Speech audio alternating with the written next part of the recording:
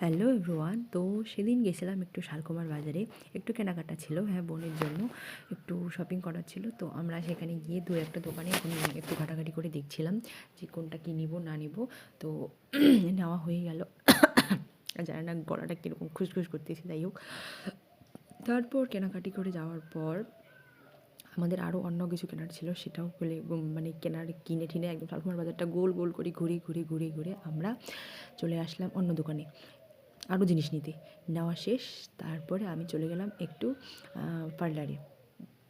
পার্লারে যাওয়ার আগে আবার ঠাকুরদার জন্য মিষ্টিও নিয়েছিলাম, তারপরে আবার কিছু খেয়ে নিলাম। চলে আসলাম বাড়ি তারপরে পার্লার সেখান থেকে ফিরে। পার্লারে গিয়ে ভূতের মতো সেজে বাড়ি আসলাম। বাড়িতে আসার পর এই যে আমি কিছু তাড়াতাড়ি না, অনেক লেট হয়ে গেল।